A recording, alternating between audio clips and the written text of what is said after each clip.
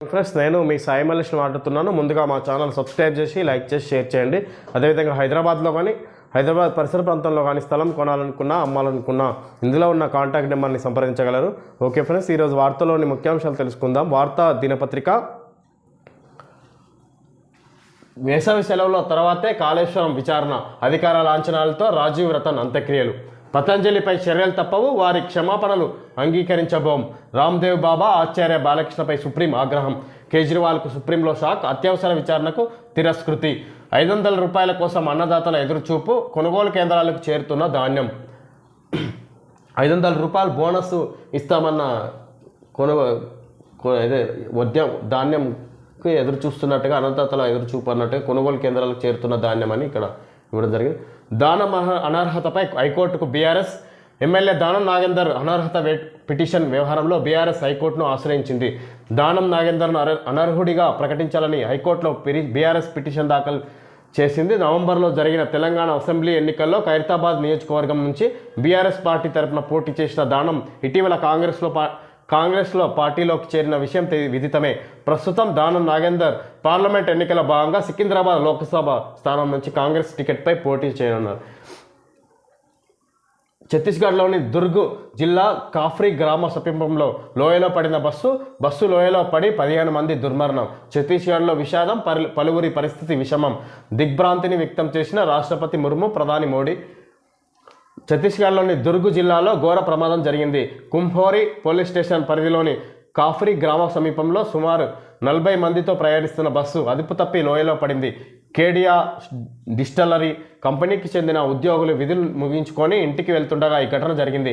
ప్రమాద సంఘటన విషయాన్ని తెలుసుకున్న ఛత్తీస్గఢ్లో కాఫ్రీ జిల్లా అధికారులు, కంపెనీ బాధ్యులు హుటాహుట్టిన ఘటనా స్థలానికి చేరుకొని వారిని రక్షించే చర్యలు చేపట్టారు. బస్సు లోయలో పడటంతో 11 మంది అక్కడికక్కడే మరణించాలని ఇక్కడ జరిగింది. బస్సు లోయలో పడి సంక్షేమ పథకాలు ఇంటింటికి చేరేందుకు ఏర్పాటు. ప్రతి కమిటీ సభ్యుడికి 6,000 గౌరవ వేతనం. డిసెంబర్ కల్లా అన్ని స్థానిక ఎన్నికలు పూర్తి. 14 ఎంపీ సీట్లు గెలిపే లక్ష్యం. మే మొదటి వారంలో రాష్ట్రానికి ప్రియాంక. చౌటుప్పల్, మిర్యాలగూడలో భారీ బహిరంగ సభలు. రాజగోపాల్ రెడ్డి నివాసంలో సమీక్ష జరిపిన సీఎం రేవంత్. ఇక ఇందిరమ్మ కమిటీలు. హైదరాబాద్లో బుధవారం రాజగోపాల్ రెడ్డి నివాసంలో సమీక్ష జరిపిన సీఎం రేవంత్ రెడ్డి భువనగిరి పార్లమెంట్లో గెలిపే లక్ష్యంగా పనిచేయాలని ఆ నియోజకవర్గ ముఖ్య నేతలకు ముఖ్యమంత్రి రేవంత్ రెడ్డి దిశానిర్దేశం చేశారు. బుధవారం నాడు జూబ్లీహిల్స్లోని మునుగోడు ఎమ్మెల్యే రాజగోపాల్ రెడ్డి నివాసంలో జరిగిన ముఖ్య నాయకుల సమీక్ష సమావేశానికి సీఎం రేవంత్ రెడ్డి ముఖ్య అతిథిగా హాజరయ్యారు.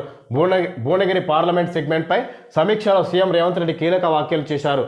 ప్రభుత్వ సంక్షేమ పథకాలు ప్రతి ఇంటికి చేరే విధంగా ఇందిరమ్మ కమిటీలు వేస్తామని ప్రకటించారు. ప్రతి కమిటీ సభ్యుడికి 6,000 గౌరవ వేతనం అందిస్తామని వెల్లడించారు. జూన్ మొదటి వారంలోనే స్థానిక సంస్థల ఎన్నికలు నిర్వహిస్తామని తెలిపారు.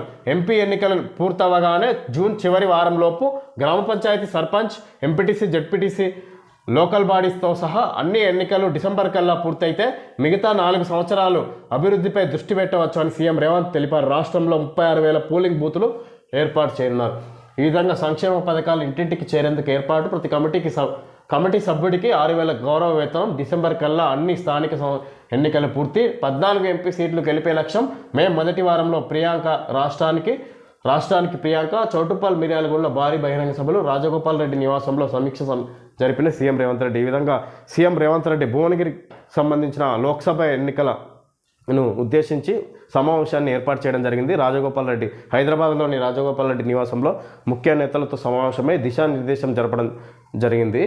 ఈ లోక్సభ ఎన్నికల్లో కష్టపడ్డ కార్యకర్తలను గుర్తించి వాళ్ళను సర్పంచ్, ఎంపీటీసీ, జెడ్పీటీసీ ఎలక్షన్లో ప్రత్యేక గుర్తింపు ఇవ్వడం జరుగుతుంది అన్నట్టుగా ఇక్కడ వారికి దిశానిర్దేశం తెలియజేస్తూ ఏ విధంగా పనిచేయాలి, ఎలా గెలిపించాలన్న ఉద్దేశంతో పార్టీ ముఖ్య నేతలకు దిశానిర్దేశం ఇవ్వడం జరిగింది. ఈ సందర్భంగా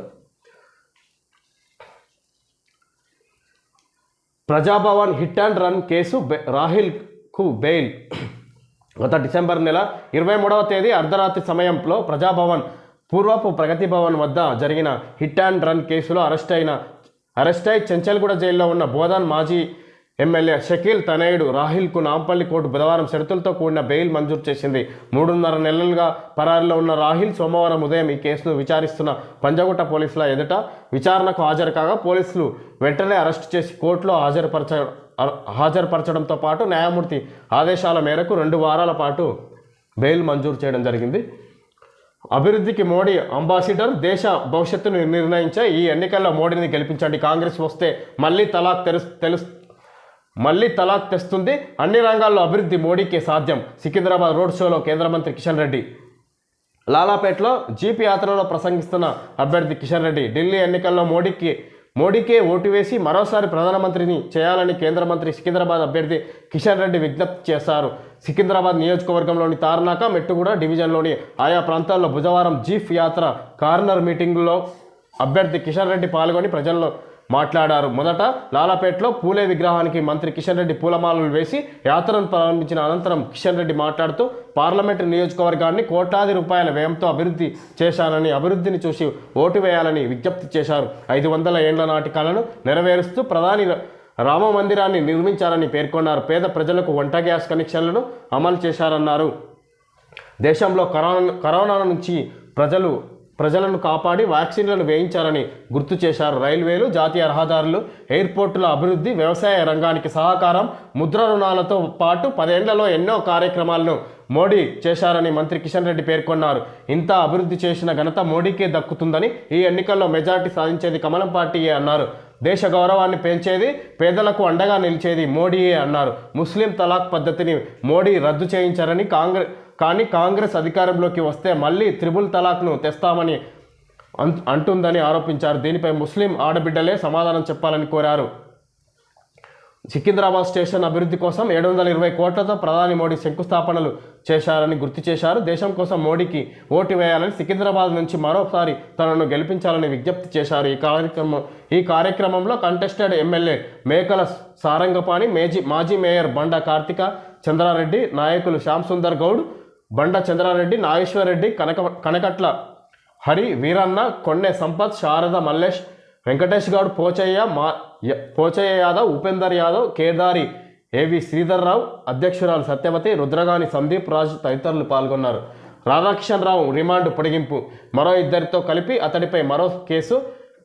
ఎస్ఐబి ఫోన్ ట్యాపింగ్ వ్యవహారం సంచలనం రేపిన ఎస్ఐబి ఫోన్ ట్యాపింగ్ కేసులో వారం రోజుల పాటు పోలీస్ కస్టడీలో ఉన్న టాస్క్ ఫోర్స్ మాజీ డీసీపీ రాధాకిషన్ రావును పోలీసులు బుధవారం ఉదయం 11 గంటల ప్రాంతంలో నాంపల్లి కోర్టులో హాజరుపరిచారు. ఈ కేసును విచారించిన న్యాయమూర్తి రాధాకిషన్ రావుకు ఈ నెల 12వ తేదీ వరకు రిమాండ్ విధించడంతో ఆయనను చెంచల్గూడ జైలుకు తరలించారు. కాగా చెంచల్గూడ జైల్లో తనను లైబ్రరీకి వెళ్లనివ్వడం లేదని, జైలు సూపరింటెండెంట్ కలిసేందుకు అనుమతించడం లేదని రాధాకిషన్ రావు న్యాయమూర్తి దృష్టికి తీసుకెళ్లారు. దీనిపై స్పందించిన న్యాయమూర్తి చెంచల్గూడ జైల్లో లైబ్రరీకి వెళ్లనివ్వడం లేదని, జైలు సూపరింటెండెంట్ను కలిసేందుకు రాధాకిషన్ రావుకు అనుమతించాలని ఆదేశించారు. ఇదిలో ఉండగా సంచలనం రేపిన ఫోన్ ట్యాపింగ్ కేసులో వాదనలు వినిపించేందుకు, ఈ కేసులో దోషులకు శిక్షలు పడేలా చేసేందుకు నాంపల్లి కోర్టులో స్పెషల్ పబ్లిక్ ప్రాసిక్యూటర్ ఈ విధంగా రాధాకిషన్ రావు రిమాండ్ పొడిగింపు, మరో 2తో కలిపి అతడిపై మరో కేసు. ఈ విధంగా ఫోన్ ట్యాపింగ్ వ్యవహారం ఈ విధంగా మరింత ముందుకు సాగుతుంది. లిక్కర్ స్కామ్, కవితను సిబిఐ ప్రశ్నించడంపై విచారణ వాయిదా.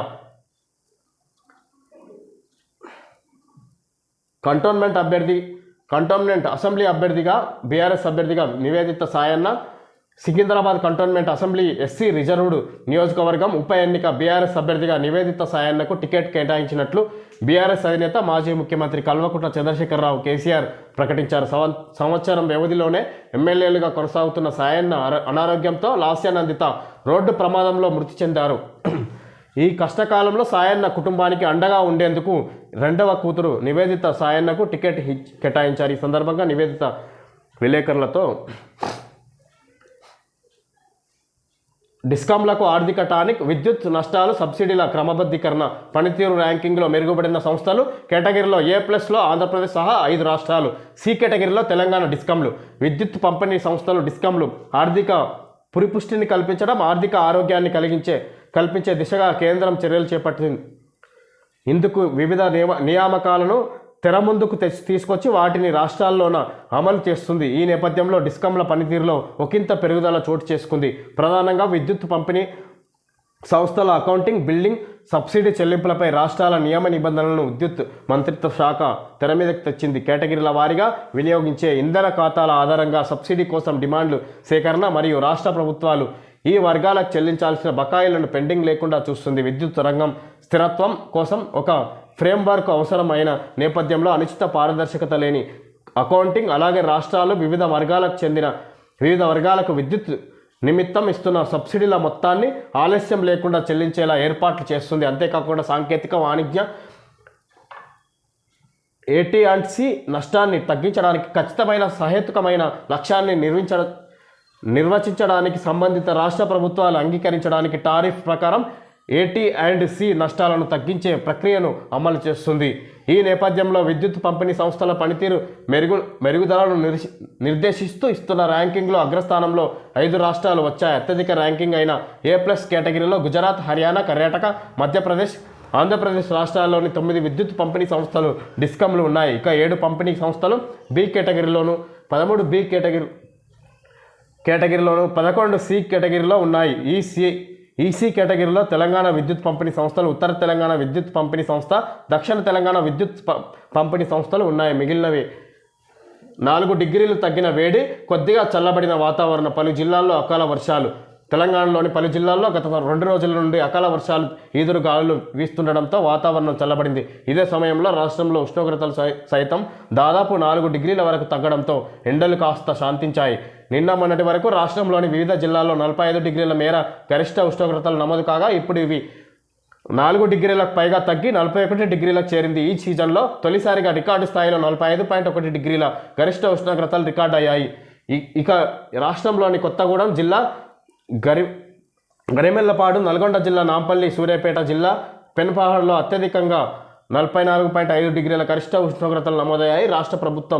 రాష్ట్ర వ్యాప్తంగా అన్ని జిల్లాల్లోనూ గరిష్ట స్థాయిలో ఉష్ణోగ్రతలు చోటు చేసుకుంటున్నాయి. రాష్ట్రంలోని 26 జిల్లాల్లో 43.1 డిగ్రీల నుండి 43.3 డిగ్రీల మేర ఉష్ణోగ్రతలు రికార్డు కావడం గమనార్హం. అధిక ఉష్ణోగ్రతలకు తోడు మరోపక్క తీవ్రమైన వడగాల్పులతో జనం ఉక్కిరిబిక్కిరి అయి బెంబేలెత్తిపోతున్నారు. పిల్లలు, వృద్ధులు అల్లాడుతున్నారు. ఈ విధంగా ఈ 2 రోజుల్లో 4 డిగ్రీలు తగ్గిన వేడి, కొద్దిగా చల్లబడిన వాతావరణం, పలు జిల్లాల్లో అకాల వర్షాలని ఇక్కడ వాతావరణ శాఖ తెలియజేసింది. రానున్న 5 రోజులు కొంచెం అక్కడక్కడ వర్షాలు పడే అవకాశం ఉంది. ఉష్ణోగ్రతలు తగ్గుముఖం పట్టాయి. నిన్న మొన్న అక్కడక్కడ గరిష్ట ఉష్ణోగ్రతలు 44.5 డిగ్రీలు ఏర్పాటు అవ్వడం జరిగింది అన్నట్టుగా ఈ విధంగా తెలియజేశారు. ఇవి ఫ్రెండ్స్ ఈరోజు వార్తల్లోని ముఖ్యాంశాలు తెలియజేయడం జరిగింది. Thank you friends.